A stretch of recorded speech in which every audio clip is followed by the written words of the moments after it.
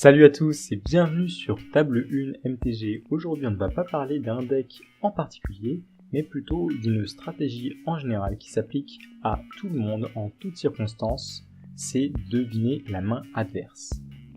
Pas de méthode scientifique totalement exacte pour aujourd'hui, il va y avoir pas mal d'à peu près, pas mal de suspicions, du ressenti, mais néanmoins il existe une méthode que je me suis faite avec le temps, avec l'expérience, qui marche pas tout le temps, mais la plupart du temps, et ça m'aide beaucoup lors des tournois. Le gros prérequis pour faire cette méthode, c'est de bien connaître les decks du méta. Pour ceux qui ne connaîtraient pas sur le bout des doigts tous les decks de tout le méta, et ça peut se comprendre parce qu'il y en a beaucoup, heureusement pour vous, bientôt, on va s'échanger nos decklists à partir de la partie 2. Pour l'instant, ce n'est pas le cas, donc il faut connaître le deck adverse pour pouvoir deviner la main adverse. Avant de commencer la partie, il y a ce que j'appelle le tour 0. Et au tour 0, on n'a peut-être pas encore commencé, mais on peut déjà gratter quelques infos. Si votre adversaire a une deckbox rouge et des sleeves rouges, fetchez des landes de base, ne prenez pas de points de vie, ce joueur jouera probablement burn. Si au contraire votre adversaire a à peu près 30-40 ans et joue des sleeves bleus, il va probablement jouer du bleu en contrôle, et donc chemin vers l'exil, donc gardez vos terrains de base dans votre bibliothèque. Il y a aussi des decks qui mulliganent beaucoup plus que d'autres. Si vous tombez contre quelqu'un qui mulligane énormément, sachez que vous n'allez pas jouer contre Burn, au contraire vous allez peut-être jouer contre Tron, Dredge, ou des combos un petit peu particuliers comme Griselbrand, Bogle aussi mulligane beaucoup. En fonction des modes du moment, il va y avoir forcément des decks plus populaires que d'autres, et vous pourrez réduire ce nombre de 5 ou 6 decks qui mulliganent beaucoup à 2 ou 3. Bien sûr, il ne faut pas oublier que tous les decks mulliganent, et il est possible de tomber contre à peu près n'importe quoi, peut-être que votre adversaire est juste malchanceux, mais mettez-vous plus en tête que tous les decks sont faits pour gagner, tous les decks sont faits pour marcher, et que c'est assez rare d'avoir un deck malchanceux en face. En général, quand votre adversaire mulligane beaucoup, c'est qu'il y a une raison. On en arrive enfin à la méthode que vous attendez tant. Alors la voici. D'abord, on va se focaliser sur le nombre de terrains. Si on arrive à déterminer le nombre de terrains qu'a l'adversaire par simple déduction, on va avoir le plus intéressant, le nombre de sorts qu'il a en main. Commençons par le plus facile. Est-ce que l'adversaire a posé des terrains à tous les tours? S'il a commencé à s'arrêter, imaginons par exemple qu'on soit tour 3 et qu'il n'ait que 2 terrains en jeu, ça veut dire que tout ce qu'il a en main sont des sorts. Si au contraire on est au tour 5 et qu'il a 5 terrains en jeu, il a probablement encore d'autres terrains en main. Mais ça ne s'arrête pas là. Mon adversaire vient de jouer son sort tour 1, il vient de fetcher un terrain. Quel est ce terrain? Est-ce que c'est un terrain de base, ce qui laisse supposer qu'il a d'autres terrains en main et qu'il est tranquille niveau couleur, ou est-ce qu'au contraire il vient de se choquer, d'accepter de perdre 2 points de vie pour assurer le fait qu'il ait toutes ses couleurs en jeu? Si mon adversaire vient de faire canopée d'horizon, fiole des terres, c'est qu'il a probablement tout un tas d'humains dans la main et pas un seul land. S'il a un land, c'est que c'est une deuxième canopée d'horizon. Sinon pourquoi est-ce qu'il irait perdre un point de vie avec sa canopée?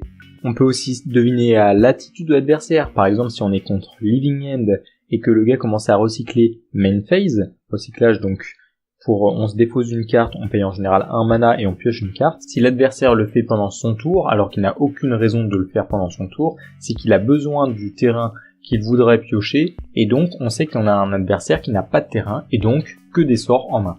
On peut aussi regarder les terrains utilitaires. Le terrain à l'heure actuelle utilitaire numéro 1, c'est Tolaria West. Le joueur qui va poser Tolaria West en tant que terrain est donc un joueur qui n'a pas de meilleur terrain, en tout cas qui n'a pas trop de terrain en main, ça c'est sûr, puisqu'il vient de dépenser un pseudo-sort en tant que terrain. Regardez aussi les terrains engagés. Si vous êtes contre bleu en contrôle, vous avez toujours envie de savoir s'il a son contre-sort ou pas. S'il fait tour 1, fetch, je ne fais rien, et tour 2, colonnade céleste, c'est qu'il a probablement un contre-sort à 1, et en général dans les decklists à l'heure où je parle, c'est collé à sort. Évidemment, toutes les informations que je donne ici dépendent de ce que vous jouez. Par exemple, si vous jouez un combo infini ou alors infection, le joueur en face, il s'en fiche complètement de ses points de vie, et forcément, ce que je disais par rapport au terrain de base devient faux. Il faut essayer de se mettre à la place de l'adversaire et de savoir ce qu'il voudrait faire en fonction de ce que nous on joue. Donc là, je ne peux pas expliquer tous les cas possibles et imaginables de tous les match-ups, évidemment.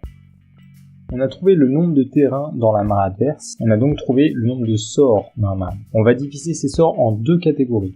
On va d'abord prendre la catégorie proactif et la catégorie réactif. Je vais expliquer ces termes, alors pour moi c'est un peu question et réponse. Pour moi, proactif, donc question, ce sont des sorts qui vont améliorer notre plan de jeu, qui vont nous concerner et uniquement nous. Alors que la réponse, donc le réactif, ça va être quelque chose qui nécessite une action adverse auparavant. Voici quelques exemples. Une créature qu'elle a uniquement pour taper, c'est une question. Une terminaison qui va détruire cette créature a besoin d'avoir une créature en jeu pour pouvoir être jouée, c'est une réponse. Un sort de défausse n'a pas besoin de quoi que ce soit pour être joué, c'est une question, alors qu'un contre-sort va être une réponse. Pourquoi tant de théories d'un coup? Pourquoi tant de mots pas très sympas? C'est parce que c'est ma technique pour repérer les cartes adverses. Je connais la stratégie de mon adversaire parce que je connais son deck, et lorsqu'il va jouer, je sais ce qu'il est censé me poser comme question. Si on est par exemple contre John, je sais que tour 2, il doit me faire Obscur Confident. S'il ne me fait pas Obscur Confident, alors il va me faire une autre bête. Mais je saurai qu'il n'a pas d'Obscur Confident dans la main. Ensuite, tour 3, il va vouloir me poser un Planeswalker. S'il ne m'en pose pas, et qu'il me pose par exemple Traqueuse étant le plus mauvais tour 3 à poser au tour 3, alors il vient de me donner l'information qu'il n'a pas mieux à me poser comme question, et donc qu'il n'a pas d'autres questions en main, si ce n'est peut-être d'autres traqueuses, et que le reste de sa main est constitué de réponses. Et évidemment, toutes les généralités que je suis en train d'énumérer ont toutes des exceptions. Il est impossible pour moi de faire une vidéo qui regroupe absolument tous les match-ups et tous les cas possibles et imaginables, et donc tout ce que je dis dans la vidéo est forcément faux dans tout plein de cas. Par contre, ce qui est vrai dans tous les cas, c'est que l'adversaire a toujours envie de jouer son meilleur sort à tous les tours. Et donc si vous connaissez cette stratégie, vous savez ce qu'il a envie de jouer, et s'il ne le joue pas, vous savez qu'il ne l'a pas. Même raisonnement ensuite pour les réponses, mais avec un petit bonus. Si un joueur garde des cartes en main sans les jouer alors que vous voyez qu'il ne pose plus de terrain et donc vous supposez qu'il a des cartes actives en main et qu'il ne pose pas de questions, et bien c'est que ce sont des réponses. Alors évidemment il y a des decks qui ont beaucoup plus de réponses que d'autres, par exemple Bogle lui va avoir 4 chemins vers l'exil et c'est tout dans toutes ses cartes, ça va être les seules réponses qu'il va avoir, alors qu'à côté de ça, un joueur de contrôle avec des contre-sorts, des chemins vers l'exil, etc. va avoir quelques planeswalkers, quelques créatures et éventuellement Ascanta pour toute question. Et tout le reste, ça va être bardé de réponses. Affinité, ça va être un des decks les plus faciles pour deviner la main adverse. Et bah oui, il a plus de cartes en main. Du coup, il a pas de terrain, pas de sort. Le joueur qui joue que des contre-sorts, lui, quoi qu'il arrive, il va faire land, go.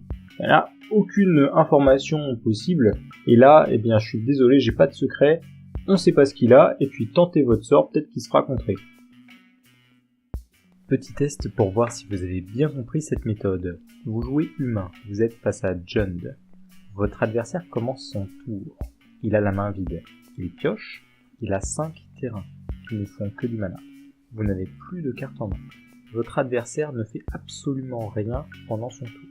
Vous prenez votre tour, vous piochez un Mantis Rider, donc la 3-3 vol célérité, et vous attaquez Liliana avec, et vous la tuez.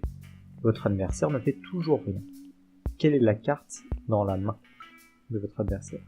La réponse à la toute fin de la vidéo. Un grand merci à tous ceux qui ont regardé cette vidéo.